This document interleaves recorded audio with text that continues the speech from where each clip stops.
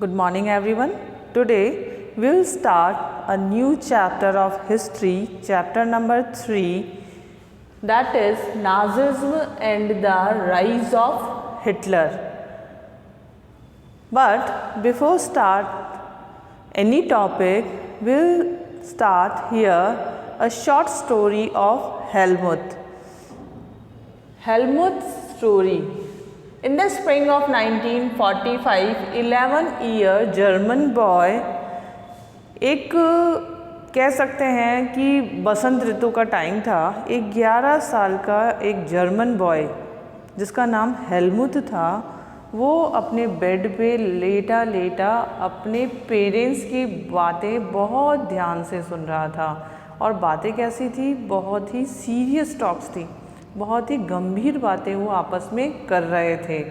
उन बातों को वो सुन रहा था, लेकिन उसे नहीं समझ में आ रहा था कि वो बातें क्या है।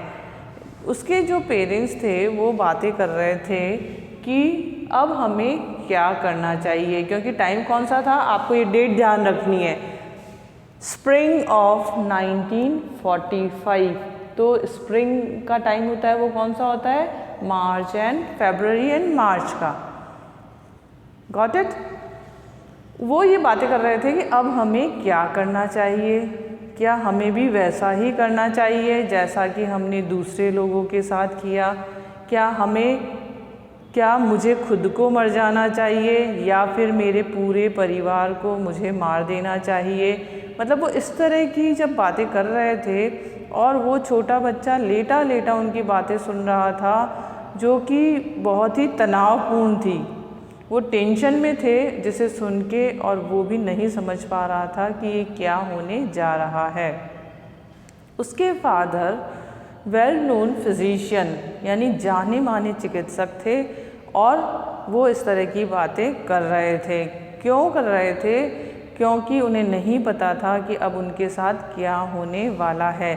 अगले दिन यानी नेक्स्ट मॉर्निंग वो उठे, अपने पूरे परिवार के साथ वो घूमने गए, गार्डन में गए, बच्चे के साथ और अपनी वाइफ के साथ वो खेले, उन्होंने गाने गाए, मतलब बहुत एंजॉय किया, एंटरटेन किया और वापस घर आ गए।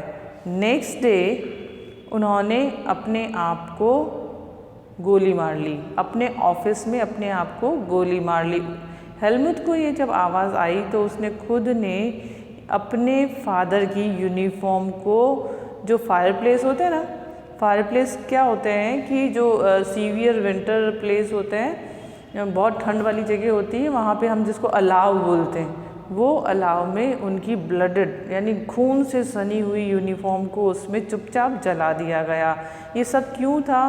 क्योंकि वो नाजिज्म के फॉलोअर्स थे, और कहीं जो फ्रेंडली कंट्रीज़ थी, एलीज पावर थी, उनको पता न लग जाए। वास्तव में क्या था? वो इस बात से डर रहे थे कि उन्होंने जो क्रिपल्ड और ज्यूज़ के साथ किया, कहीं वो भी उनके साथ ना हो जाए। लेकिन हेलमुट इस चीज़ को नहीं समझ पाया। It was a system. अब हम पढ़ेंगे कि नाजिज्म क्या है। हेलमुट कुछ भी नहीं समझ पाया, वो अपने घर में ही रहा। अगले 9 साल तक वो इसी डर से अपने घर में खाना तक ना खा पाया अपनी माँ के हाथ का, कि कहीं मेरी माँ मुझे भी जहर दे के मार ना दे। क्योंकि पहले उसने बातें सुनी, उसके बाद उसके फादर ने खुद को गोली मार ली, और अब उसे लग रहा था कि कहीं मेरा नंबर ना हो। तो उसने अगले 9 साल भय में, डर के ही गुजारे। लेकिन वास्तव में ये सब क्या था? आपको भी ये लग रहा होगा कि वास्तव में ये सब क्या है। तो ये क्या है? नाजिज्म की शुरुआत नहीं, नाजिज्म का अंत था, जो कि हिटलर ने सरेंडर किया था।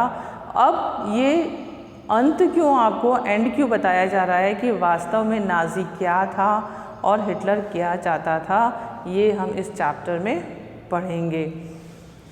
Nazism. It was a system, a structure of ideas about the world and politics. Nazism अगर हम कह सकते हैं, ये क्या है? सिस्टम है, आइडियोलॉजी और एंड थिंकिंग ऑफ हिटलर है। यानी हिटलर ये चाहता था कि जो वो कंट्री बनाए, जिस तरह का देश वो बनाए, उसमें अनवांटेड पर्सन बिल्कुल भी नहीं होने चाहिए। In May 1945 German surrender to the Allies. In May यानी मई में जर्मनी ने एलीज को सरेंडर कर दिया था। मैंने आपको सेकंड चैप्टर रशियन रिवॉल्यूशन में भी बताया था कि फर्स्ट वर्ल्ड वॉर हुआ था, वो भी जर्मनी ने ही ब्रोक आउट किया था यानी स्टार्ट किया था, और जो सेकंड वर्ल्ड वॉर था वो भी जर्मनी ने ही स्टार्ट किया था। तो यहाँ पे हिटलर सरेंडर नहीं करना चाहता था, इसी वजह से उसने क्या कर दिया, Hitler, his propaganda minister Goebbels and his entire family committed suicide collectively in the Berlin bunker in April. अब हिटलर को ये लगा कि ये एलीज पावर जो है यानी ब्रिटेन है, फ्रांस है, रशिया है, ये हमें क्या करेगी, ये हमें पकड़ लेगी यानी अरेस्ट कर लेगी, और फिर हमें नहीं पता हमारा क्या होने वाला है। तो उससे पहले ही यानी मई में उन्होंने सरेंडर किया, मई 1945 में, उससे पहले ही हिटलर ने क्या कर लिया, अप्रैल में बर्लिन क्या है, प्लेस है, अप्रैल में बर्लिन में एक बंकर में उसने अपने प्रोपेगेंडा मिनिस्टर यानी जो नाजिज्म के लिए प्रोपोगेट करते थे ना, उसके मिनिस्टर के साथ और जो बचे हुए फैमिली मेंबर्स थे उनके साथ हिटलर ने सुसाइड कर लिया मतलब खुद ने ही आत्महत्या कर ली। यानी वो नहीं चाहता था कि कोई भी किसी के भी सामने उसे सरेंडर करना पड़े, इसलिए वो खुद ही मर गया, क्योंकि उसने दूसरों के साथ बहुत ही गलत काम किए थे। At the end of the war and international military tribunal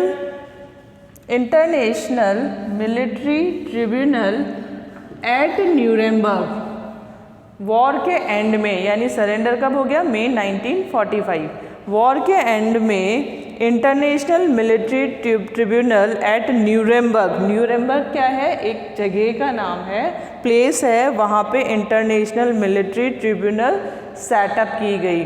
क्यों लगाई गई वो अदालत, सैनिक अदालत जिसको बोलते हैं, लगाई गई, और वो किस लिए लगाई गई, टू प्रोसिक्यूट नाजी वॉर, किसके न्याय दिलाने के लिए, उनके जुर्म को बताने, देखने और लोगों को न्याय दिलाने के लिए की गई। Nazi war criminals for crimes against peace and humanity, जो जुर्म उन्होंने शांति और मानवता के खिलाफ किए थे, उन लोगों को दोषी बनाने, ठहराने और उनको सज़ा देने के लिए एलीज पावर ने ये ट्रिब्यूनल न्यूरेमबर्ग में इस्टेब्लिश की थी। अब हम देखते हैं कि एलीज पावर क्या थी।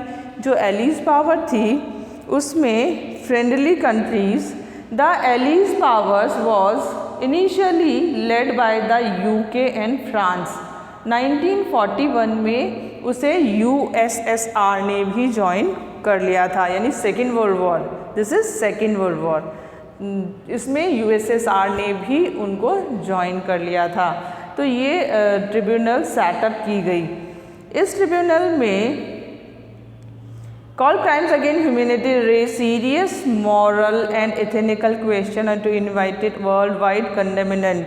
जो काम इन्होंने किया था वो बहुत ही घोर अपराध माना गया, और पूरे सिर्फ जर्मनी या यूरोप में ही नहीं बल्कि पूरे विश्व में इसकी घोर निंदा की गई।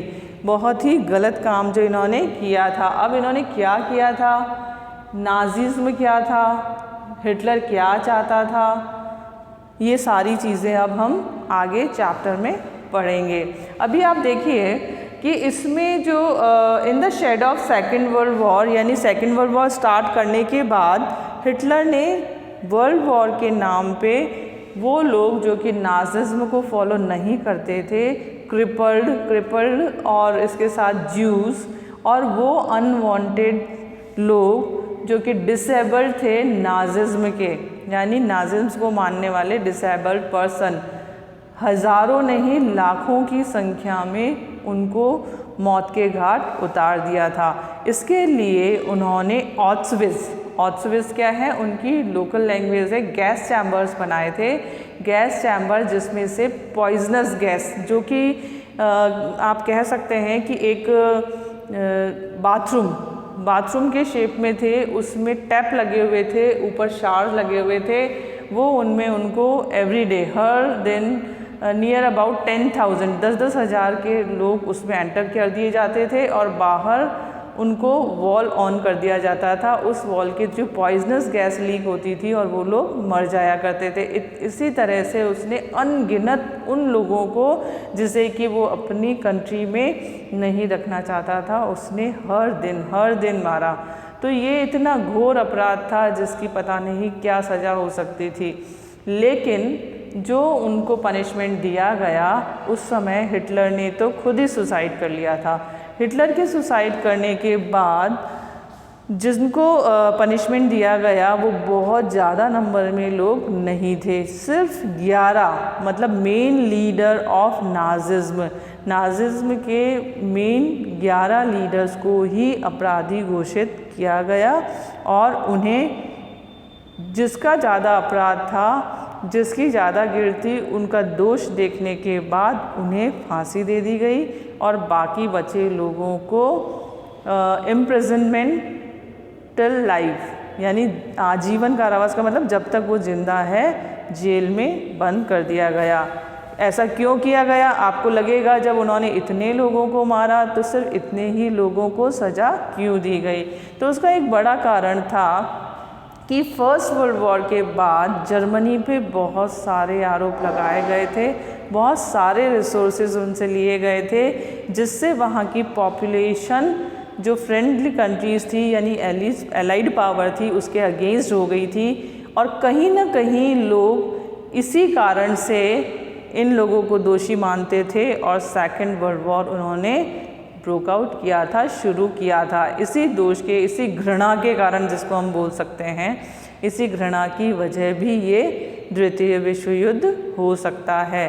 तो इसी वजह से सेकेंड टाइम उनको बहुत ज़्यादा पनिशमेंट नहीं दिया गया ताकि वापस थर्ड वर्ल्ड वॉर की तैयारी ना हो जाए।